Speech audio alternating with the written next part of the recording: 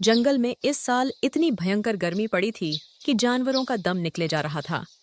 शेर हमेशा की तरह मजबूत और तेज था, लेकिन इस बार गर्मी ने उसे बहुत कमजोर कर दिया था। कई दिनों से वह ठीक से पानी नहीं पी पा रहा था।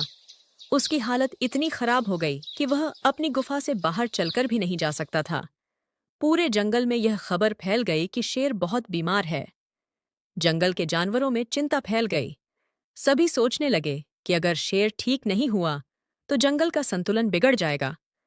सबसे पहले यह खबर लोमड़ी को मिली। लोमड़ी चालाक थी, लेकिन उसका दिल भी अच्छा था।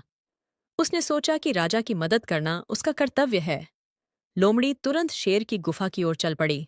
गुफा के अंदर शेर बहुत कमजोर हालत में लेटा था। उसकी सांसें भारी थीं और उसकी आंखों में थकान साफ दिखाई दे रही थी। महाराज, आपकी यह हालत देखकर मन बहुत दुखी हो रहा है। कृपया बताइए, मैं आपकी क्या सहायता कर सकती हूँ।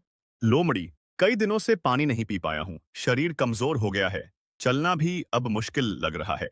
महाराज, आप चिंता बिल्कुल मत कीजिए। मैं अभी किसी भी तरह आपके लिए ठंडे पानी की व्यवस्था करती हूँ। यह कहकर लोमड़ी गुफा से बाहर निकली और पानी की तलाश में जंगल की ओर बढ़ गई। थोड़ी दूर जाने पर उसे एक पुराना कुआं दिखाई दिया। उस कुएं में अभी भी थोड़ा पानी बचा था, लेकिन वहां हाथी पहरा दे रहा था। हाथी बहुत सख्त स्वभाव का था। वह किसी को भी आसानी से पानी नहीं लेने देता था, क्योंकि गर्मी के कारण पानी बहुत कम बचा था। हाथी भाई, हमारे राजा शेर बहुत बीमार हैं। उन्हें तुरंत पानी चाहिए। कृपया थोड़ा पानी लेने दीजिए। लोमड़ी, मैं बिना सोचे पानी नहीं दे सकता। सभी जानवर प्यासे हैं। अगर सबको दूंगा तो कुआं सूख जाएगा।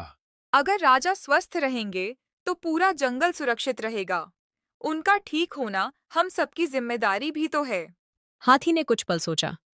उसे लोमड़ी की बात सही लगी। तुम सही कह रही हो, जंगल के राजा का स्वस्थ रहना जरूरी है। तुम थोड़ा पानी ले जा सकती हो। लोमड़ी ने धन्यवाद कहा और बड़े ध्यान से एक मिट्टी के घड़े में पानी भर लिया। वह जल्दी जल्दी गुफा की ओर लौटने लगी, लेकिन रास्ते में तेज गर्म हवा चलने लगी। धूल उड़ने लगी और रास्ता साफ दिखाई नहीं दे रहा था। लोमड़ी ने घड़ा मजबूती से पकड़ा। अचानक सामने बंदर आ गया। वे पेड़ों से कूदते हुए नीचे आया और घड़े को देखकर शरारत करने लगा। बंदर हंसते हुए बोला, लोमड़ी बहन, इतना ठंडा पानी कहाँ ले जा रही हो? हमें भी थोड़ा पीने दो, बहुत प्यास लगी है। लोमड़ी जानती थी कि अगर बंदर को पानी दे दिया तो शेर के लिए कम पड़ जाएगा, लेकिन वह उन्हें नाराज भी नहीं करना चाहती थी। यह पानी बीमार शेर के लिए है। पहले उन्हें स्वस्थ होना जरूरी है। फिर हम सब मिलकर पानी ढूंढेंगे।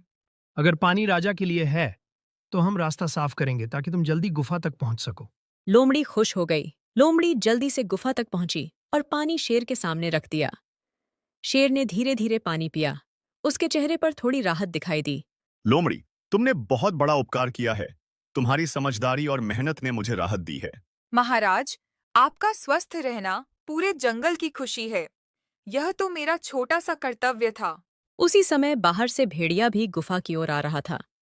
उसे भी शेर की बीमारी की खबर मिल चुकी थी। भेड़िया स्वभाव से तेज और साहसी था। उसने सोचा कि वह भी राजा की मदद करेगा। गुफा में पहुंचकर उसने शेर को कमजोर हालत में देखा। महाराज, आपको इस हाल में देखकर मन बेचैन हो गया। बताइए, मैं आपके लिए क्या कर सकता हूँ। भेड़िया, पानी की बहुत जरूरत है। शरीर साथ नहीं दे रहा, लेकिन लोमड़ी अभी कुछ पानी लाई है। भेड़िया ने लोमड़ी की ओर देखा और सिर हिलाया। एक घड़ा काफी नहीं होगा महाराज। मैं पहाड़ी झरने से साफ पानी लेकर आता हूँ। आप निश्चिंत रहिए।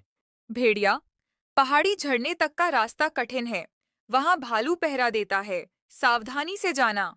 राजा के लिए मुश्किल रास्ते भी आसान हो जाते हैं। मैं बिना पानी लिए वापस नहीं लौटूंगा। यह कहकर भेड़िया तेज कदमों से पहाड़ी रास्ते की ओर निकल पड़ा। गर्मी बढ़ती जा रही थी। जमीन तप रही थी, लेकिन भेड़िया रुका नहीं। उसे पता था कि राजा को उसकी जरूरत है। कुछ दूर चलने के बाद उसे पहाड़ी झरने की आवाज सुनाई देने लगी। ठंडे पानी की हल्की धारा अब भी बह रही थी। भेड़िया खुश हुआ, लेकिन जैसे ही वह पास पहुंचा, उसने देखा कि वहां भालू पहरा दे रहा था। भालू मजबूत और गुस्सैल स्वभाव का था। गर्मी के कारण वह भी पानी को लेकर बहुत सतर्क था। भेड़िया धीरे धीरे उसके पास। कृपया मुझे थोड़ा पानी लेने दीजिए। भेड़िया, हर कोई यही कहता है, लेकिन पानी बहुत कम बचा है। मैं बिना कारण किसी को नहीं जाने दूंगा। अगर राजा स्वस्थ नहीं रहेंगे तो जंगल में डर और अव्यवस्था फैल जाएगी। उनका ठीक होना हम सबके लिए जरूरी है। भालू कुछ पल चुप रहा। उसे बात सही लगी, लेकिन उसने एक शर्त रखी। ठीक है, अगर तुम मेरे लिए रास्ते में गिरी लकड़ियां हटाने में मदद करोगे तो मैं पानी लेने दूंगा। राजा की सेवा के लिए मैं कोई भी काम करने को तैयार हूँ। चलिए अभी लकड़ियां हटाते हैं। दोनों मिलकर रास्ते की भारी लकड़ियां हटाने लगे। धूप तेज थी, पसीना बह रहा था, लेकिन भेड़िया बिना रुके काम करता रहा। कुछ देर बाद रास्ता साफ हो गया। तुमने सच्ची निष्ठा दिखाई है भेड़िया। अब तुम जितना जरूरी हो उतना पानी ले जा सकते हो। भेड़िया ने धन्यवाद दिया और बड़े ध्यान से एक मजबूत घड़े में ठंडा पानी भर लिया। अब वह जल्दी जल्दी गुफा की ओर लौटने लगा, लेकिन वापसी के रास्ते में एक नई मुश्किल उसका इंतजार कर रही थी। रास्ते के बीच में जंगली सुअरों का झुंड खड़ा था। वे मिट्टी में लौट रहे थे और रास्ता पूरी तरह बंद था। भेड़िया ने विनम्रता से कहा, भाइयों, कृपया थोड़ा रास्ता दे दीजिए। यह पानी बीमार शेर के लिए है। मुझे जल्दी पहुंचना है। हम भी इस गर्मी से परेशान हैं। हमें क्यों रास्ता छोड़ना चाहिए? पहले हमारी बात सुनो। भेड़िया रुका। वह झगड़ा नहीं चाहता था। बताइए, मैं आपकी क्या मदद कर सकता हूँ, लेकिन कृपया राजा के लिए यह पानी देर मत होने दीजिए। हमारे बच्चों के लिए कीचड़ वाला गड्ढा सूख गया है। अगर तुम पास की नाली खोल दो तो पानी वहां पहुंच जाएगा। भेड़िया तुरंत तैयार हो गया। उसने अपने पंजों से मिट्टी हटाई, पत्थर खिसकाए और छोटी नाली खोल दी। थोड़ी ही देर में झरने का थोड़ा पानी गड्ढे तक पहुंचने लगा। सुअरों के बच्चे खुशी से उछल पड़े। बड़ा सुअर मुस्कुराया। तुमने हमारी मदद की है। अब हम तुम्हारा रास्ता नहीं रोकेंगे। जल्दी जाओ और राजा को पानी पहुंचाओ। भेड़िया ने धन्यवाद कहा और तेजी से गुफा की ओर दौड़ा। गुफा के अंदर पहुंचते ही लोमड़ी ने उसे देखा। भेड़िया, तुम सच में सफल होकर लौट आए। महाराज को इस पानी की बहुत जरूरत थी। शेर अब भी कमजोर था, लेकिन लोमड़ी के लाए पानी से उसे थोड़ी राहत मिली थी। महाराज, यह पहाड़ी झरने का ठंडा और साफ पानी है। इसे पीजिए, आपको अवश्य आराम मिलेगा। शेर ने धीरे धीरे पानी पिया। उसके चेहरे पर पहले से अधिक शांति दिखाई देने लगी। भेड़िया, तुमने साहस, धैर्य और सेवा का अद्भुत उदाहरण दिया है। मैं तुम्हारा आभारी हूँ। महाराज, आपका स्वस्थ रहना ही हमारा सम्मान है। मैंने केवल अपना कर्तव्य निभाया है। उसी समय गुफा के बाहर से धीमी चाल की आवाज आई। वह गधा था। गधा सीधा सादा और मेहनत। गुफा के अंदर आकर उसने शेर को देखा और उसकी आंखों में चिंता भर गई। महाराज, आपको इस हालत में देखकर मन भारी हो गया। कृपया मुझे भी आपकी सेवा करने का अवसर दीजिए। शेर ने हल्की मुस्कान के साथ उसकी ओर देखा। गधा, लोमड़ी और भेड़िया पहले से ही मेरे लिए इतना पानी ले आए ही कि अब मैं बिल्कुल ठीक और तंदुरुस्त महसूस कर रहा हूँ। लेकिन तुम्हें मेरी फिक्र है, यह जानकर बहुत अच्छा लगा। इतना कहकर चारों गुफा के बाहर आए और जंगल की ओर निकल पड़े।